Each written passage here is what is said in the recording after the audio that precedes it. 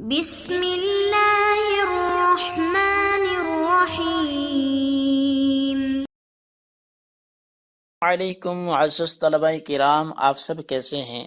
آج ہم اصول الشاشی کے سبق نمبر 46 کو پڑھیں گے۔ آج کے سبق کا عنوان ہے سبب و مسبب کے درمیان استعارہ کی مثال۔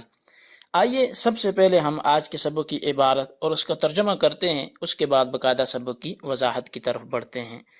آج کی ہماری عبارت شروع ہوتی ہے وَمِثَالُ الثَّانِي سے۔ مصنف علیہ رحمہ لکھتے ہیں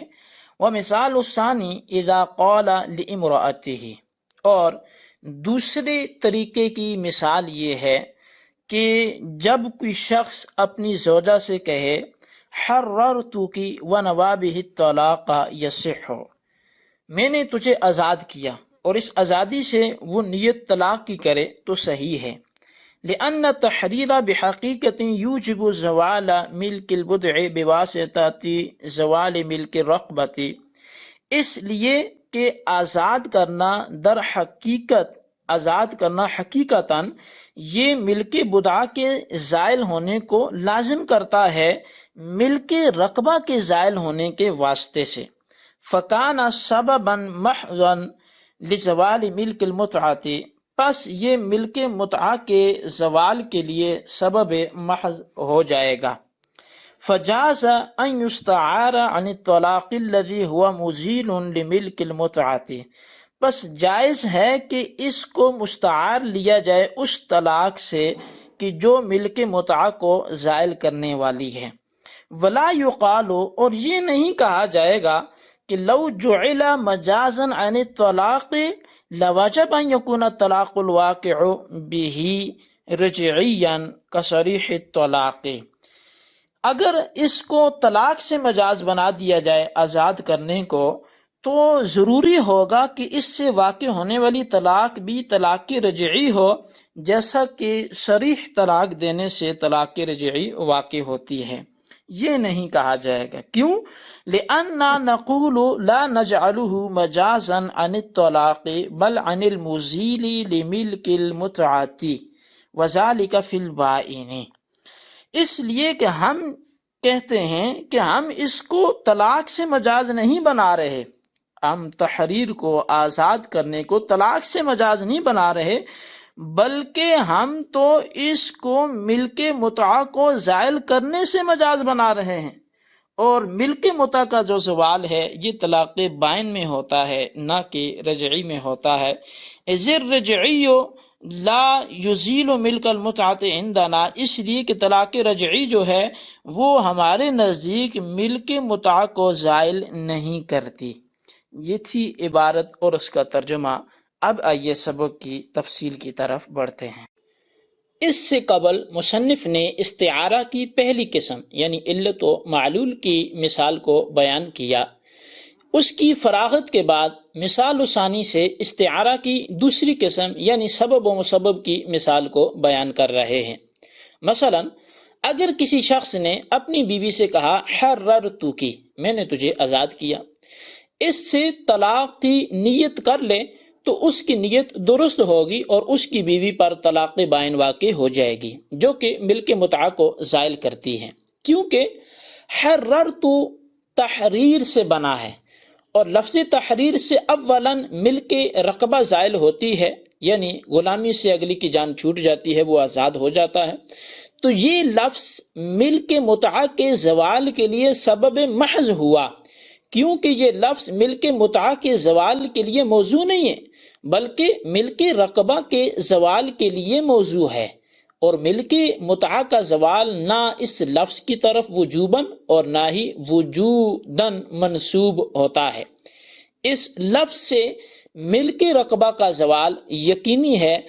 مگر ملک متعہ کا زوال امر اتفاقی ہے کہ بعض اوقات ملک رقبہ کے زوال کے ساتھ ہی ملک متعہ کا بھی زوال ہو جاتا ہے۔ مثال کے طور پر آقا نے اپنی لونڈی کو آزاد کیا تو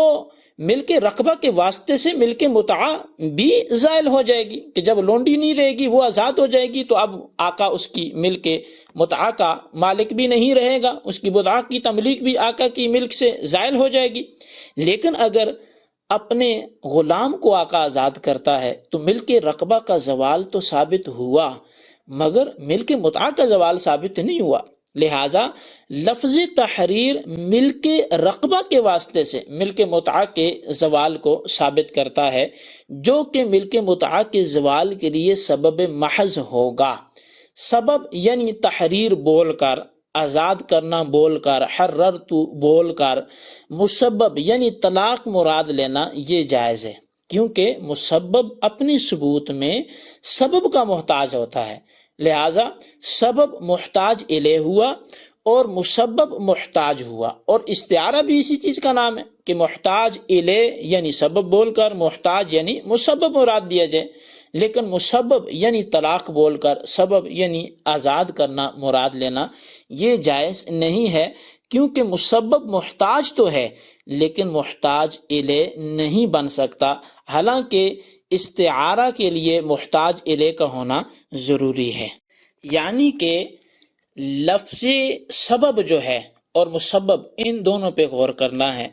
کہ اب آقا نے اپنی زوجہ سے کہا حررتکی، میں نے تجھے آزاد کیا۔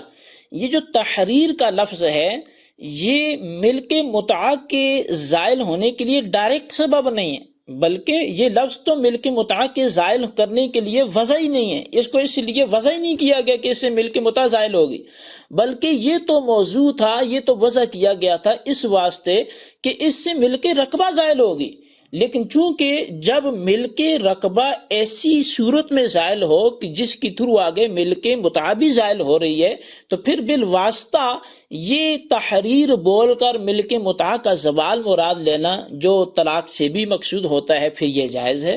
اور اگر ایسا نہ ہو کہ جب آپ ملک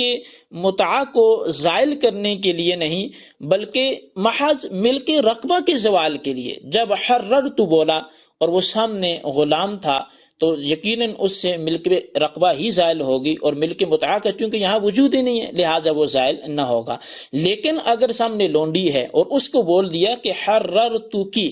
تو اب چونکہ حررتکی میں جب لونڈی سے یہ بات کی جائے گی تو اگرچہ یہ تحریر کا لفظ وضع اسی لیے تھا کہ ملک رقبہ ختم ہوگی، لیکن ملک رقبہ کے واسطے سے تو ملک متعہ ثابت تھی۔ اب جب ملک رقبہ ہی ختم ہو جائے گی تو ملک متعہ بھی باقی نہیں رہے گی، ملک متعہ بھی زائل ہو جائے گی۔ اب مصنف علیہ رحمہ ولا یقال سے گزشتہ عبارت میں لفظ حررتکی پر وارد ہونے والے ایک اعتراض کو بیان کر رہے ہیں۔ اعتراض یہ ہے کہ مصنف نے فرمایا تھا کہ حررتکی بول کر طلاق کی نیت کرنا صحیح ہے، لہٰذا جب حررتکی طلاق سے استعارہ و مجاز ہے اور جب حررتکی قائم مقام طلقتکی کے ہے تو اصول یہ ہے کہ جو حکم اصل کا ہوتا ہے وہی حکم قائم مقام کا ہوتا ہے۔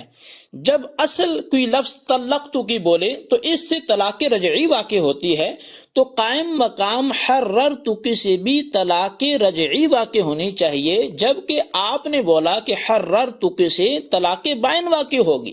تو یہاں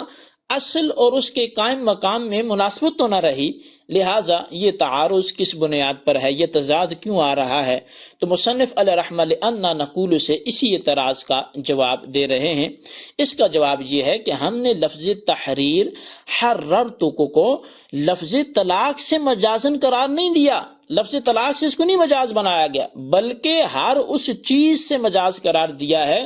جو ملک متعہ کو زائل کرنے والی ہو، اور احناف کے نزدیک ملک متعہ کو زائل کرنے والی طلاق بائن ہوتی ہے نہ کہ طلاق رجعی۔ لہٰذا جس چیز سے ہم نے تحریر کو مجاز مانا ہے اس پر آپ کا اعتراض نہیں ہے، اور جس چیز پر آپ کا اعتراض ہے اس سے ہم نے اس کو مجاز مانا ہی نہیں ہے، تو لہٰذا جھگڑا ہی نہیں۔ وَلَوْ قَالَ لِأَمَتِهِ سے مصنف اس بات کو بیان کر رہے ہیں کہ مسبب یعنی طلاق بول کر سبب یعنی تحریر مراد لینا جائز نہیں ہے۔ مثال کے طور پہ اگر کسی شخص نے اپنی لونڈی سے کہا طلقتکی، میں نے تجھے طلاق دی، اس سے تحریر و آزادی کی نیت کی تو یہ نیت درست نہ ہوگی، اس سے لونڈی آزاد نہ ہوگی، کیونکہ مسبب یعنی طلقتو کی بول کر سبب یعنی حررتو کی مراد لینا جائز نہیں ہے، اس لیے کہ سبب و مسبب میں استعارہ کے بارے میں ضابطہ یہ ہے کہ اصل کے ساتھ فرع تو ثابت ہو سکتی ہے، یعنی سبب کے ساتھ مسبب تو ثابت ہو سکتا ہے، لیکن فرع بول کر یعنی مسبب کے ساتھ اصل یعنی سبب کو ثابت نہیں کیا جا سکتا۔ ہمارا سبق اتنا ہی ہے، بس یہ آخری عبارت کا ترجمہ بھی دیکھ لیں کہ وَلَوْ قَالَ لِأَمَتِهِ طَلَّقْتُكِ وَنَوَى التَّحْرِيرَ لَا يَصِحُّ لِأَنَّ الْأَصْلَ جَازَ أَن يَثْبُتَ بِهِ الْفَرْعُ وَأَمَّا الْفَرْعُ فَلَا يَجُوزُ أَن يَثْبُتَ بِهِ الْأَصْلُ۔ اور اگر مولا نے اپنے لونڈی سے یہ کہا کہ میں نے تجھے طلاق دی اور اس سے مراد اس نے آزادی کو لیا، نیت یہ کی، تو یہ صحیح نہیں ہے، اس لیے کہ اصل کے لیے تو جائز ہے کہ اس سے فرع ثابت ہو، لیکن فرع کے لیے جائز نہیں ہے کہ اس سے اصل ثابت ہو۔ لہٰذا یہ ہمارا آج کا سبق تھا۔ آج کے سبق کا خلاصہ یہ ہے کہ ہم نے سبب و مسبب کے درمیان استعارہ کی مثال پڑھی اور اس پر پھر ایک اعتراض ہوا، اس کا جواب بھی ہم نے پڑھا۔ آج کے سبق کو نوٹ کریں، اس کا مفہوم خلاصہ اپنے الفاظ میں اپنے رجسٹرز پر نوٹ کریں، تحریر کریں اور بالخصوص ان سوالات کے جوابات دیں۔ سوال نمبر 1 یہ ہے کہ جب زوج اپنی زوجہ سے حررتو کی بولے گا تو اس سے مراد کیا ہوگا اگر وہ طلاق کی نیت کرتا ہے، اور اس سے واقع ہونے والی طلاق کون سی طلاق ہوگی؟ سوال نمبر 2 یہ ہے کہ اگر حررتو میں طلقت کسی کی نیت کرنے سے طلاق واقع ہو جائے گی تو اس سے مراد طلاق رجعی کیوں نہیں ہوگی، طلاق بائنہ کیوں ہوگی، حالانکہ یہ حررتو کی طلقت کی کا نائب ہے اور نائب میں وہی حکم ہوتا ہے جو اصل میں ہوتا ہے؟ جواب دیں۔ اللہ تبارک و تعالیٰ سے دعا ہے جو ہم نے آج سنا پڑھا اسے یاد رکھنے کی توفیق نصیب فرمائے، آمین بجاہ النبی الامین۔